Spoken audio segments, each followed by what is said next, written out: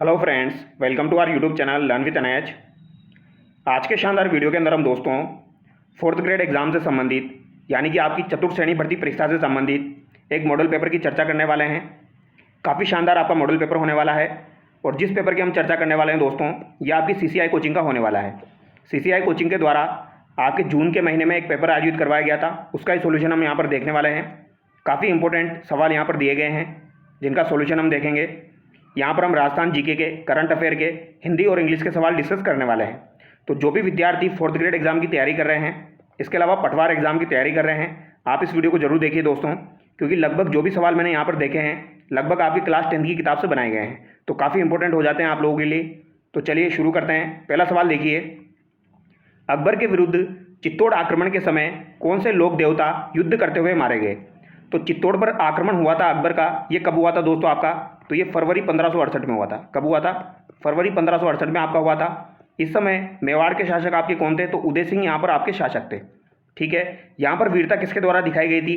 तो यहाँ पर वीर कल्ला जी, इसके अलावा जयमल और फत्ता के द्वारा वीरता दिखाई गई थी दोस्तों। ठीक है, कल्ला जी जो थे वो जयमल घायल हो गए थे, तो जयमल को दोस्तों कंधों पर बिठाया था कल्ला जी ने और युद्ध लड़ा था, तो इसीलिए इन्हें चार हाथों वाले देवता भी कहा जाता है और इन्हें आपके शेषनाग का अवतार भी कहा जाता है, भूत प्रेतों वाले देवता भी इन्हें कहा जाता है। ऑप्शन डी यहाँ पर आपका सही हो जाएगा। ठीक है, और यह आक्रमण कब हुआ था? तो याद रखिएगा 1568 में हुआ था। इसी समय आपका चित्तौड़ का तीसरा शाखा हुआ था। अगला सवाल देखिए, गोरक्षक देवता थे, तो इनमें से कौन कौन से आपके गोरक्षक देवता हो जाएंगे? गोगा जी, फाबू जी, तेजा जी, देवनारायण जी और मेहा जी। तो ये पांचों के पांचों दोस्तों आपके गोरक्षक देवता थे। ऑप्शन डी यहाँ पर आपका सही हो जाएगा। अगला सवाल देखिए, यहाँ पर कौन सा आपका असुमेलित है, ये आपको बताना है दोस्तों। तो बताइए यहाँ पर आपका कौन सा असुमेलित हो जाएगा? रामदेव जी सुरताखेड़ा चित्तौड़ दिया गया है, देवनारायण जी जोधपुरिया टोंक है, मेहा जी आपके बेंगटी फलोदी है, हरिराम जी बाबा आपके जोड़ा गांव चूरू है। तो यहाँ पर मेहा जी बेंगटी फलोदी जो दिया गया है दोस्तों, इनका संबंध यहाँ पर बेंगटी से नहीं है। बेंगटी से संबंध आपका किनका हो जाएगा? हड़गू जी का हो जाएगा, ये आप याद रखिएगा। ठीक है, सुरताखेड़ा चित्तौड़ जो है ये रामदेव जी से संबंधित स्थान है, जोधपुरिया टोंक आपका देवनारायण जी से संबंधित स्थान है और हरिराम जी से संबंधित स्थान आपका जोड़ा गांव चूरू हो जाएगा, तो ये आप याद रखिएगा। अगला सवाल देखिए दोस्तों, अगला सवाल है आपका लोकगीतों के संदर्भ में असत्य है। तो चार लोकगीत यहाँ पर दिए गए हैं, इनके संबंध में असत्य कथन आपको बताना है। डोला मारू दिया गया है, सिरोही क्षेत्र में डोला मरवण की प्रेम कथा पर आधारित है। हिचकी जो दिया गया है अलवर भरतपुर क्षेत्र में महिलाओं द्वारा किया जाता है। मूमल आपका जैसलमेर में गाया जाने वाला श्रृंगारिक गीत है और सुवटियो मेव क्षेत्र में भील स्त्री द्वारा गाया जाता है। तो यहाँ पर कौन सा जो है वो आपका गलत है, ये आपको बताना है। तो डोला मारू जो है दोस्तों ये सिरोही क्षेत्र का आपका लोकगीत हो जाएगा। डोला मरवण की प्रेम कथा पर आधारित है, बिल्कुल सही बात है। हिचकी आपका दोस्तों अलवर भरतपुर क्षेत्र में महिलाओं द्वारा किया जाता है, ये भी आपका सही हो जाएगा। और मूमल जो है जैसलमेर में किया जाता है। सुवटियो जो है दोस्तों ये आपके भील स्त्री के द्वारा किया जाता है, ये बिल्कुल सही है, यानी भील स्त्री द्वारा गाया जाता है। लेकिन सुवटियो जो है दोस्तों ये आपका मेवाड़ क्षेत्र का लोकप्रिय है, मेव क्षेत्र का नहीं है, तो ये आपका गलत हो जाएगा। ठीक है, तो यहाँ पर ऑप्शन डी आपका गलत है। अगला सवाल देखिए, निम्न में से कौन सा मरु प्रदेश का लोकगीत नहीं है? तो मरु प्रदेश का लोकगीत यहाँ पर कौन सा नहीं है? घूगरी, बिछियो, मूमल, केवड़ा। तो घूगरी, मूमल और केवड़ा जो है ये आपके मरु प्रदेश के हो जाएंगे। बिछियो जो है दोस्तों ये आपका हाड़ौती का है, तो यहाँ पर आपका ऑप्शन बी जो है ये गलत हो जाएगा। अगला सवाल देखिए, असुमेलित है। लोक नृत्य और क्षेत्र यहाँ पर दिए गए हैं, जैसे कि पेजर नृत्य जो है ये आपका वागड़ यानी डूंगरपुर बांसवाड़ा में किया जाता है। डांग नृत्य आपका दोस्तों अलवर भरतपुर का दिया गया है। कानूड़ा आपका बाड़मेर का दिया गया है और चरकुला नृत्य आपका भरतपुर का दिया गया है। इनमें से आपको बताना है कौन सा आपका असुमेलित है।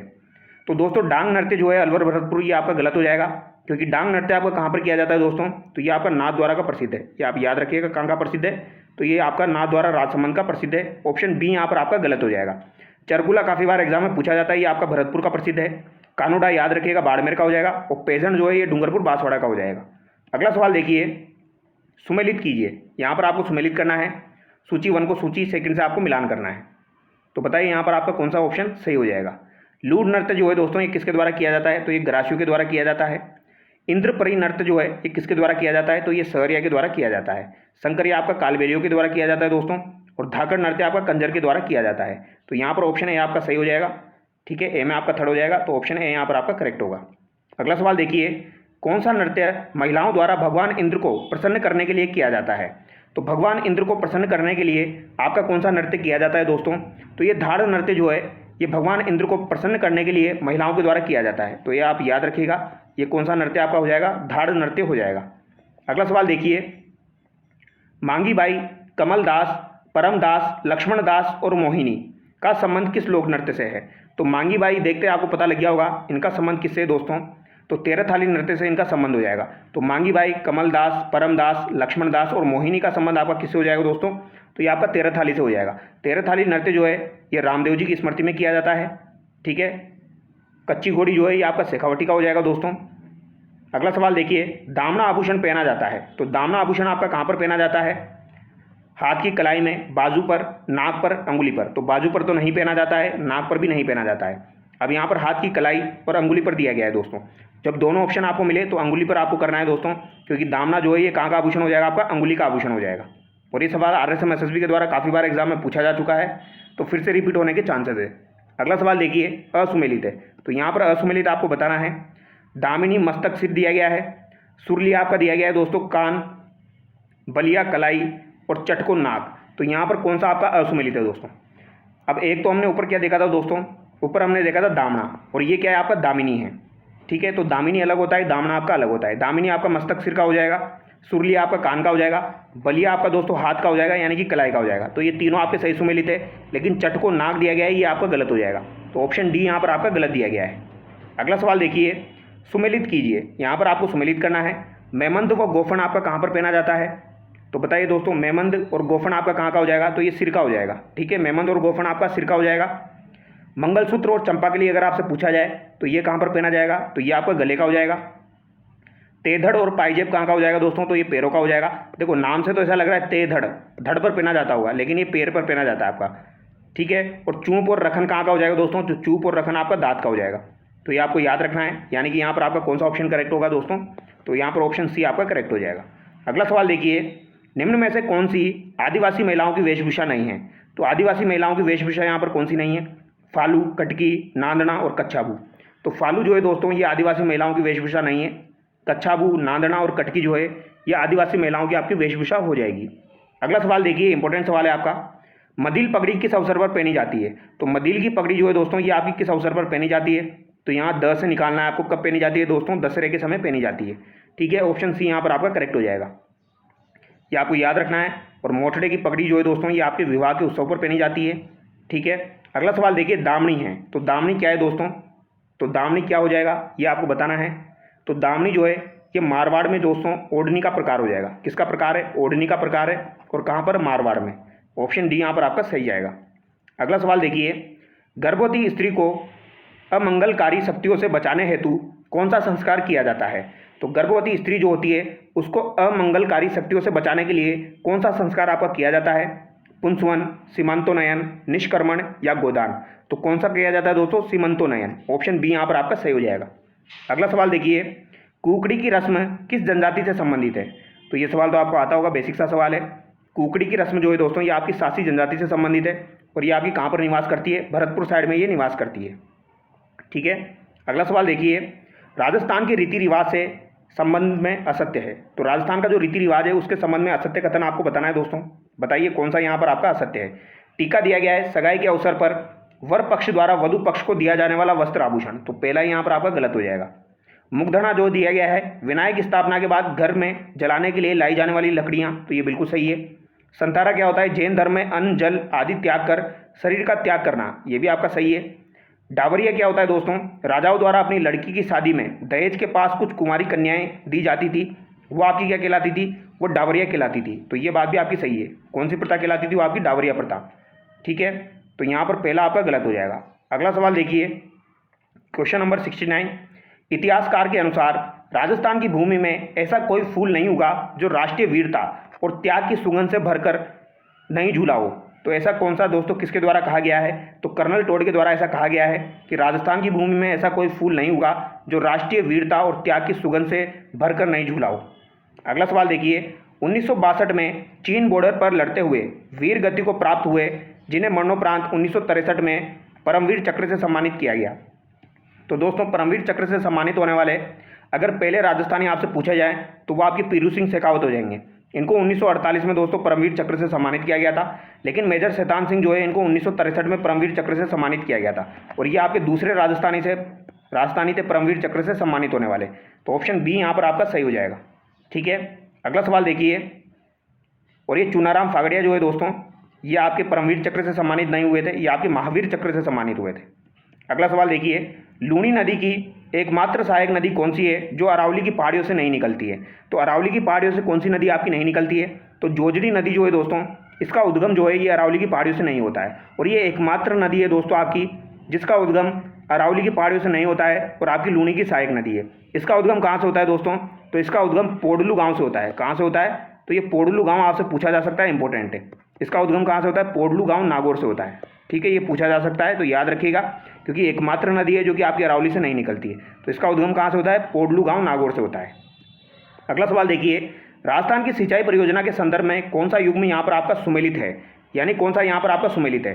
छापी आपकी दौसा दी गई है, तो ये तो गलत हो जाएगा दोस्तों। लासी आपकी 12 की है, लेकिन यहाँ पर डूंगरपुर दिया गया है, तो ये भी आपका गलत हो जाएगा। ठीक है, छापी कहाँ की है एक बार कमेंट करके बताना आप, छापी कहाँ की हो जाएगी आपकी?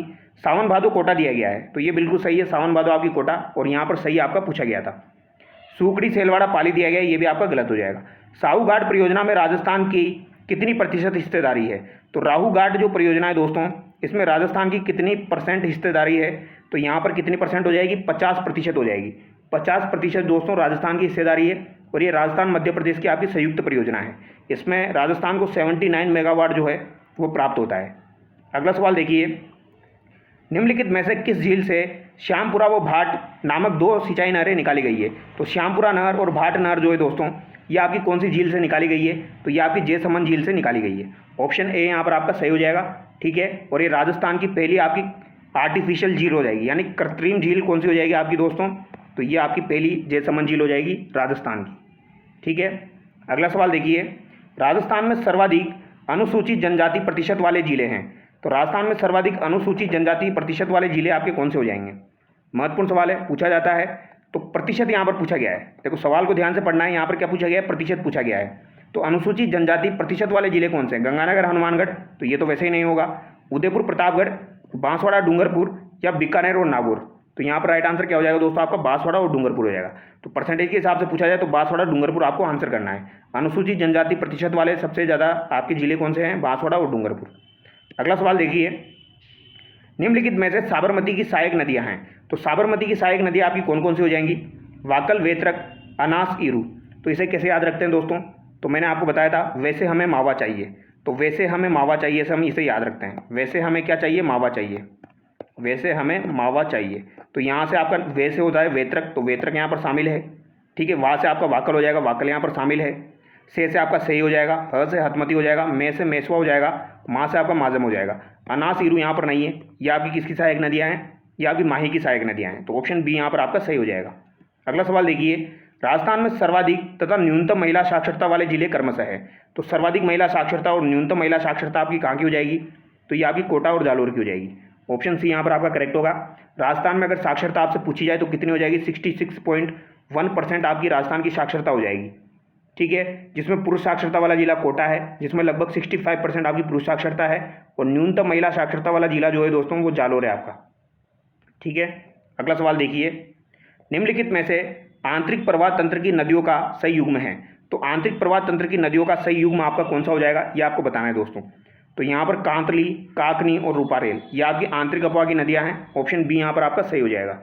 ठीक है, और घग्गर नदी जो है ये आपकी आंतरिक प्रवाह तंत्र की सबसे लंबी नदी है, ये भी आप याद रखिएगा।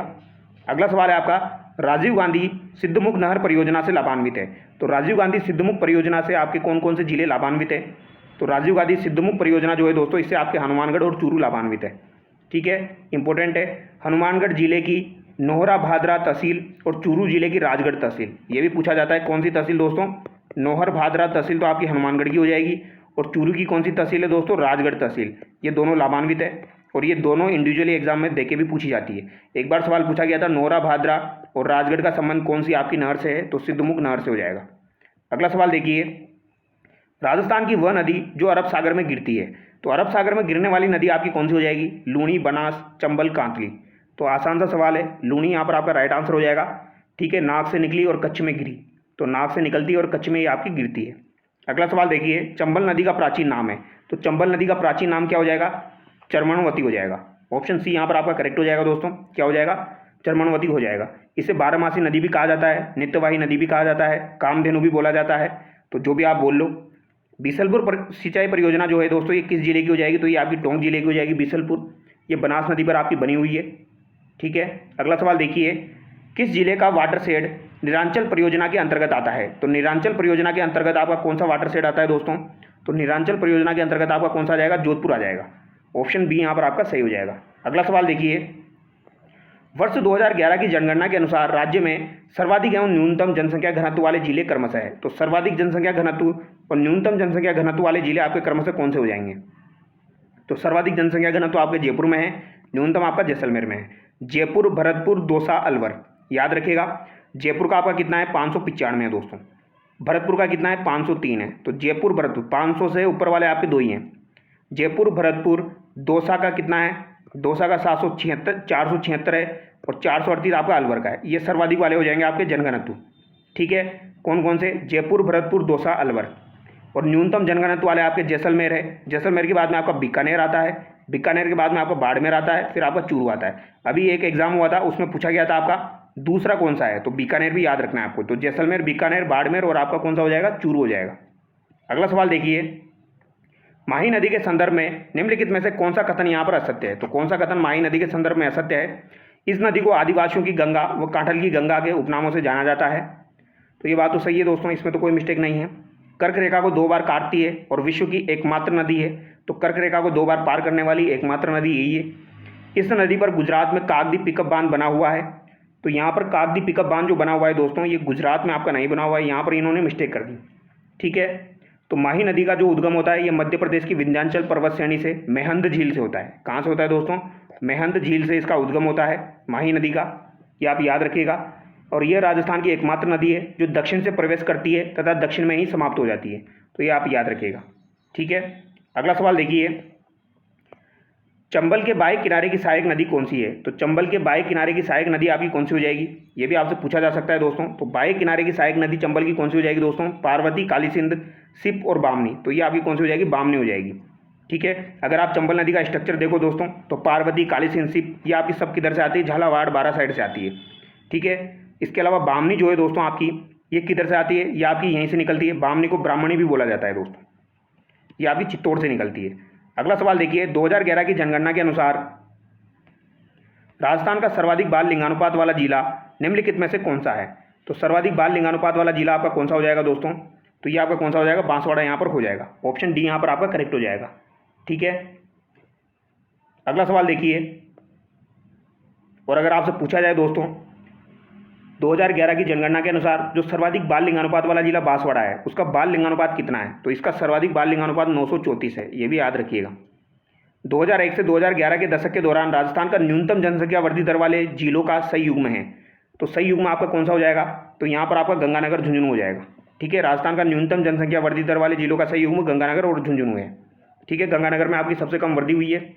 अगला सवाल देखिए, माही बजाज सागर किन राज्यों की संयुक्त परियोजना है? तो माही बजाज सागर आपकी किन राज्यों की हो जाएगी? तो ये आपकी राजस्थान और गुजरात की हो जाएगी दोस्तों। किन की हो जाएगी? राजस्थान, गुजरात की हो जाएगी। और ये समझौता आपका कब हुआ था? तो 1966 में आपका ये समझौता हुआ था। इसके तहत ये डिसाइड हुआ था। राजस्थान का यहाँ पर 45% है और गुजरात का कितना है? 55% है। ये भी आप याद रखिएगा। ठीक है, और विद्युत की बात की जाए तो विद्युत में राजस्थान का 100% है। विद्युत में बात की जाए तो राजस्थान का 100% है। ये भी एग्जाम में पूछा जाता है माही परियोजना में। अगला सवाल देखिए, इंदिरा गांधी नहर का उद्गम किस बांध से होता है? तो इंदिरा गांधी नहर जो है, इसका उद्गम कहाँ से होता है? हरी के बैराज से होता है। प्रकाश की चाल सर्वाधिक होती है, तो प्रकाश की चाल सर्वाधिक किसमें होती है दोस्तों? तो ये आपकी निर्वात में हो जाएगी। किसमें होती है? निर्वात में हो जाएगी। प्रकाश की चाल कितनी होती है? तो 3 × 10⁸ मीटर पर सेकेंड आपकी होती है। ये भी आप याद रखिएगा। निर्वात में सबसे ज़्यादा होती है, फिर आपकी गैस में, फिर दरों में, फिर ठोस में। मनुष्य की श्रव्यता की सीमा क्या है? यानी मनुष्य कितने तक की आपकी सुन सकता है दोस्तों, कितने हर्ट्ज तक की ध्वनि सुन सकता है? तो ये 20 से आपकी 20,000 हर्ट्ज जो है, वहाँ तक की ध्वनि सुन सकता है आपका मनुष्य। ये आप याद रखिएगा। अगला सवाल देखिए, अच्छा यहाँ पर एक बात बता देता हूँ मैं आपको दोस्तों, 20 होता है, इसके अलावा 20,000 आपका होता है, 20,000 हर्ट्ज। ठीक है, तो 20,000 से नीचे वाला, अगर 20 से नीचे की बात की जाए और 20,000 से ऊपर की बात की जाए, तो नीचे की बात की जाए तो इन्हें क्या कहा जाता है, इन्हें अपश्रव्य ध्वनि कहा जाता है, ठीक है, जो कि 20 हर्ट्ज से कम होती है। और श्रव्य आपकी जो होती है वो 20 से 20,000 हर्ट्ज तक होती है। और प्राश्रव्य ध्वनि जो कि हम सुन नहीं सकते हैं वो कितनी होती है आपकी, तो वो 20,000 हर्ट्ज से ज़्यादा की होती है। तो ये आप याद रखना, अपश्रव्य, श्रव्य और प्राश्रव्य ये पूछी जाती है। मछली के लीवर ऑयल में कौन सा विटामिन पाया जाता है, तो मछली के लीवर ऑयल में दोस्तों आपका विटामिन डी पाया जाता है। ऑप्शन डी यहाँ पर आपका सही हो जाएगा। अगला सवाल देखिए, निम्नलिखित में से अनाज भंडार में प्रयुक्त रसायन है, तो अनाज भंडारण में प्रयुक्त रसायन आपका कौन सा हो जाएगा दोस्तों, ये भी आपसे पूछा जा सकता है। तो नेफ्थलीन, सेल्फोस, ईसीबी इंजेक्शन, यहाँ पर उपयुक्त सभी आपका राइट आंसर होगा। अगला सवाल देखिए, शरीर के अतिरिक्त ग्लूकोज ग्लाइकोजन में परिवर्तित होकर भंडारित रहता है, तो शरीर में अतिरिक्त ग्लूकोज ग्लाइकोजन में परिवर्तित होकर भंडारित रहता है, तो ये कहाँ पर आपका भंडारित रहता है, यकृत में भंडारित रहता है दोस्तों, लीवर के अंदर। अगला सवाल देखिए, भारतीय सेना ने जल थल रक्षा 2025 सैन्य अभ्यास कहाँ आयोजित किया, तो जल थल रक्षा 2025 सैन्य अभ्यास आपका कहाँ पर आयोजित हुआ था दोस्तों, मुंबई, चेन्नई, बेट द्वारका, कोलकाता। तो ये बेट द्वारका में आपका आयोजित हुआ था। और ये कब आयोजित हुआ था आपका दोस्तों, तो ये 16 फरवरी 2025 को आपका आयोजित हुआ था, ठीक है।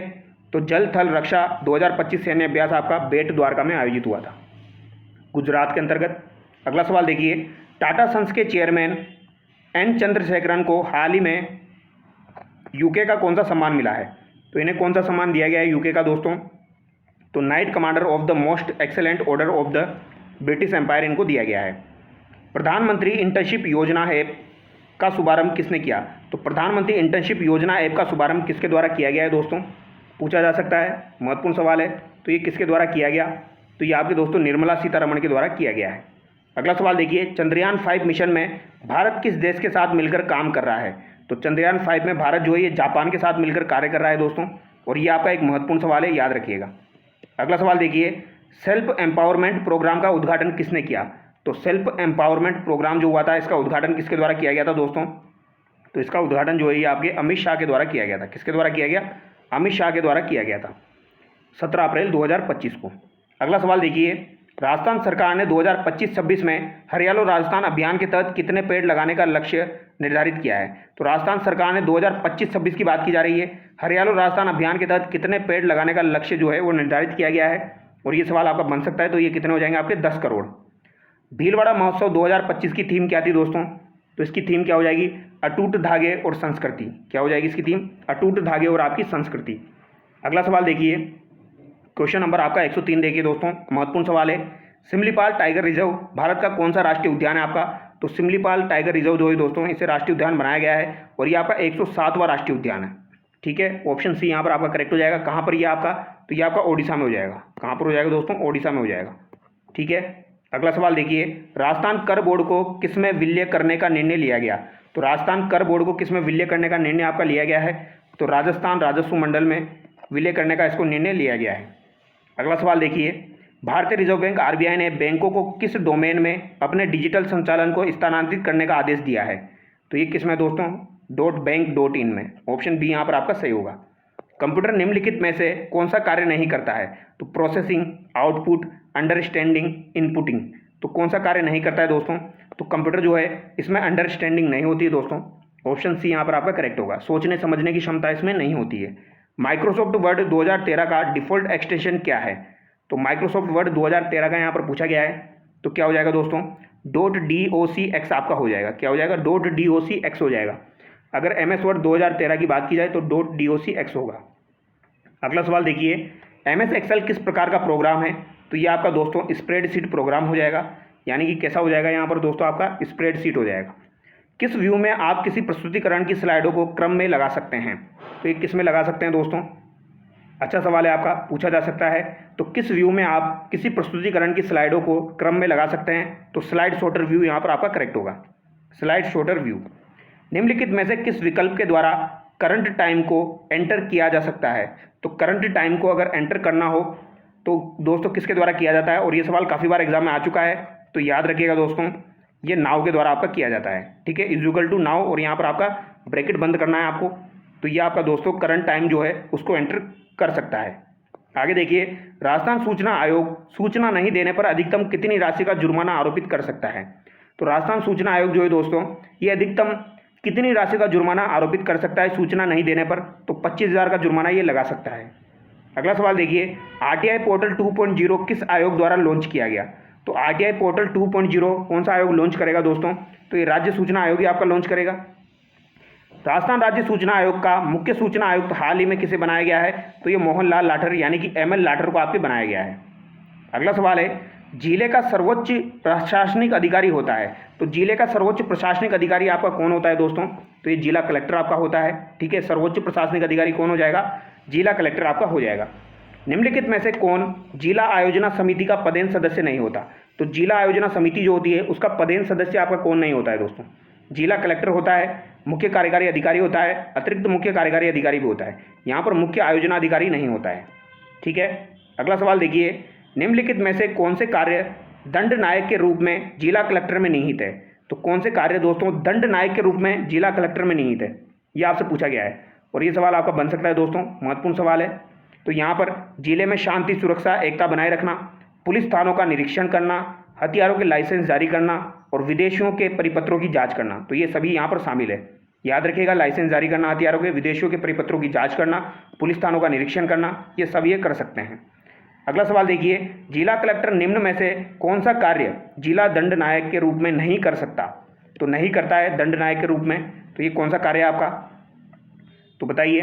तो ये हो जाएगा आपका दोस्तों जिला कोषागार व उप कोषागार का पर्यवेक्षण करना। ऑप्शन थर्ड यहाँ पर आपका करेक्ट होगा। भारत में जिला कलेक्टर का पद कब और किसने सर्जित किया था? तो भारत में जिला कलेक्टर का जो पद था दोस्तों, ये आपका 1772 में वॉरेन हेस्टिंग्स के द्वारा सर्जित किया गया था। किसके द्वारा? 1772 में वॉरेन हेस्टिंग्स के द्वारा सर्जित हुआ था। प्रशासनिक दृष्टि से निम्न में से सबसे छोटी इकाई है। तो प्रशासनिक दृष्टि से अगर देखा जाए तो सबसे छोटी इकाई आपकी कौन सी है? जिला, खंड, पंचायत समिति या तहसील? तो प्रशासनिक दृष्टि से अगर देखी जाए तो तहसील आपकी सबसे छोटी इकाई है। जिला प्रशासन में एक तहसीलदार का प्रधान कार्य होता है। तो तहसीलदार जो होता है इसका प्रधान कार्य क्या होता है दोस्तों? तो भू राजस्व जो है प्रशासन। ऑप्शन थर्ड यहाँ पर आपका करेक्ट होगा। भू राजस्व प्रशासन जो है ये इसका मुख्य कार्य होता है तहसीलदार का। तो ये यहाँ पर जो भी आपके महत्वपूर्ण सवाल थे ये हमने देखे हैं दोस्तों। ठीक है, इसके अब आपके हिंदी के सवाल और इंग्लिश के सवाल बाकी हैं। तो हिंदी के सवाल और इंग्लिश के सवाल भी हम डिस्कस करेंगे दोस्तों। तो उनको मैं आपको नेक्स्ट वीडियो में करवा दूंगा। ठीक है, ज़्यादा सवाल नहीं है, उनको हम नेक्स्ट वीडियो में डिस्कस कर लेंगे। तो चलिए दोस्तों, नेक्स्ट वीडियो में मिलते हैं। Thank you so much.